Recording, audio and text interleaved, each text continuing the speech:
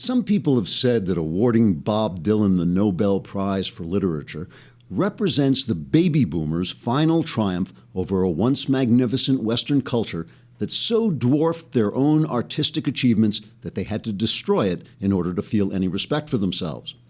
Some say giving a major literature prize to a folk songwriter was the baby boomers' way of saying, yes, the geniuses of ages past created the plays of Shakespeare, the poems of Keats, and the novels of Dickens and Tolstoy, but we listen to simplistic protest songs sung by a guy with a harmonica and a voice like an alarm clock buzzer, and so we're going to celebrate ourselves because, by golly, that's how much we suck. But the Nobel Prize Committee says Dylan is a great poet, and that means we should now study Dylan's words as we've studied the words of the great poets of the past. For instance, John Milton was a great poet of the past, and here he is describing how classical cultures created distorted myths about the fall of Lucifer from heaven. How he fell from heaven, they fabled, thrown by angry Jove, sheer o'er the crystal battlements. From morn to noon he fell, from noon to dewy eve a summer's day, and with the setting sun dropped from the zenith like a falling star on Lemnos, the Aegean Isle. Note the subtle blending of classical and Christian allusions, which suggest that the mythology of the ancients gracefully foretold the form into which Christ would live out his world-altering truth. Thus, the verse expresses an entire underlying philosophy of religion's relationship to culture. Likewise, with Bob Dylan, we find the verse, "It ain't me, babe. No, no, no, it ain't me, babe. It ain't me you're looking for, babe." Note the repeated use of the word babe, suggesting that the person the songwriter is addressing is a babe or an attractive woman, or possibly just an annoying woman whose name he can't remember. In any case, it's clear the person the babe is looking for is not him. Otherwise, he wouldn't keep saying over and over and over again, "It ain't me, babe." Likewise, when Dylan writes, "Lay, lady, lay across my big brass bed, stay, lady, stay with your man a while," many readers have come to believe that the lady is probably also a babe, because the word lady keeps repeating, as did the word babe, and if she weren't a babe, why would he want her in his bed? Which, interestingly, is made of brass, suggesting that it's a brass bed with a lady in it who's a babe. Thus, when we look at the literature of the past, we see a towering monument to the imagination of man, while when we look at the literature of the baby boomers, we see that towering monument lying broken in a cultural desert, and in the immortal words of the poet Shelley, round the decay of that colossal wreck, boundless and bare, the lone and level sands stretch far away. Babe. Trigger warning, I'm Andrew Klavan, and this is The Andrew Klavan Show. I feel hunky-dunky, life is tickety-boo. Birds are winging, also singing hunky-dunky-doo. Ship-shaped, ipsy-topsy, the world is zippity-zing. It's a wonderful day, hurrah, hooray! It makes me want to sing. Oh, hurrah, hooray! Oh, hooray, hurrah! Hooray! You missed the singing, the chorus singing. That was brutal to Bob Dylan, who has had the good grace to go into hiding. You know, this is true. The Nobel Committee can't find him because, yeah, he's hiding away. He's going like, I'm not taking that award for literature, man. I write folk songs. That's all. And you know, I don't mean to attack him. The guy is a really good folk songwriter. I just literature a little tough. All right, it's Mailbag Day, and you know what that means? It means we'll be talking about porn. Hey, woo-hoo, double woo, free will and porn. Don't miss that. It won't if you're watching on Facebook or YouTube. We're going to cut you off after 15 minutes unless you shovel those $8 our way. Actually, you don't even have to. You get 30 days for free, and I think you get Ben's now. If you subscribe, you get Ben's book, which he's got a novel coming out, which I read and is really entertaining. So you can get that, and you know, you'll get my show. You can watch my show in real time. You can watch Ben's show in real time. And after this, I'll be signing my book, The Great Good Thing. After the show, I'll be signing my book, The Great Good Thing, A Secular Jew Comes to Faith in Christ, to send to all of you. It's obviously taken a long time, which is actually the publisher's fault. It took the publisher a long time to get us the books, but we got them now. I will sign them this very day, and we'll send them out to you. So it's on the way. And if you haven't gotten a copy yet, get a copy. I keep getting these emails. I'm getting these emails of people. This book has changed my life. So don't buy it if your life is perfect. If your life is absolute, if you don't want to change your life, don't do that. But anyway, you might really enjoy the book.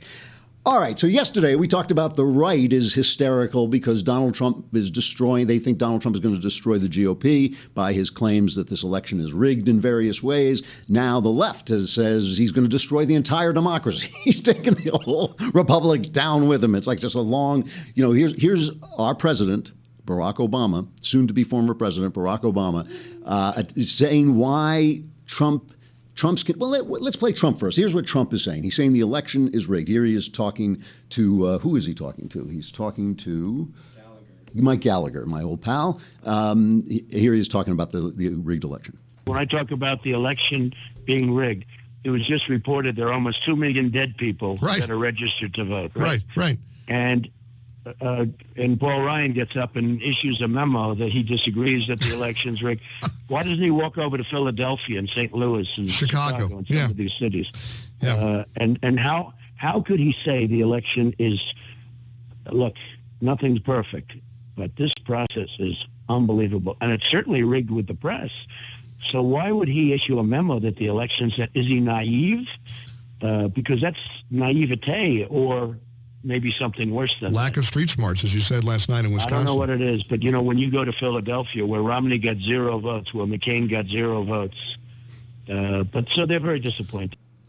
So, first of all, that's Donald Trump taking his precious time to attack his own party. But on top of that, let's just be clear. On the one hand, there are millions of dead people on the rolls. That doesn't mean they're voting. On the other hand, the Democrats go out of their way to make sure the rolls don't get cleaned up and that people don't have to use ID. So there's perfectly good reason to be suspicious of it on that side. Here is Obama saying our very democracy is under threat by these charges. One of the great things about America's democracy is we have a vigorous, sometimes bitter political contest. And when it's done, historically, regardless of party,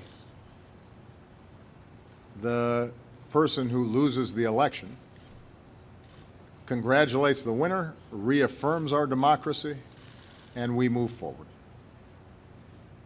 That's how democracy survives, because we recognize that there's something more important than any individual campaign, and that is making sure that the integrity and trust in our institutions sustains itself, because democracy by definition works by consent, not by force. I have never seen in my lifetime or in modern political history any presidential candidate trying to discredit the elections and the election process before votes have even taken place. It's unprecedented. And then he goes on with that graciousness and loftiness that we've come to expect from this president to attack Trump personally. This is the guy standing on outside the White House, right, acting as our president. So he's not campaigning now, going into campaign mode and calling Trump a whiner. Here he goes. Every expert, regardless of political party, regardless of ideology, conservative or liberal, who has ever examined these issues in a serious way will tell you that instances of significant voter fraud are not to be found, that keep in mind, elections are run by state and local officials, which means that there are places like Florida, for example, where you've got a Republican governor who's a Republican appointees are going to be running and monitoring a whole bunch of these election sites. The notion that somehow if Mr. Trump loses Florida, it's because of those people that you have to watch out for, that is both irresponsible and, by the way, doesn't really show the kind of leadership and toughness that you'd want out of a president. If you start whining before the game's even over, if whenever things are going badly for you and you lose, you start blaming somebody else, then you don't have what it takes to be in this job.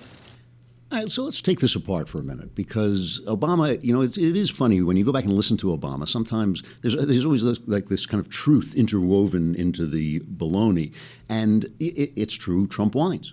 It is also true that Democrats commit voter fraud at a much, much, much higher rate. Rudy Giuliani was talking about this. He said maybe it's because they control the inner cities, but as Rudy had the great line, "Dead people tend to vote Democrat." That was his line. It's a great line, and it would also help. It would also help if this particular president had not undermined our institutions to the degree that he had. I mean, if he hadn't taken the IRS and used it to suppress Republican organizations, if he hadn't corrupted, let's remember right after the first election, Attorney General Eric Holder refused to prosecute Black Panthers who had cried out how deeply they hated white people and were standing outside election stations in Philadelphia holding batons, looking very threatening.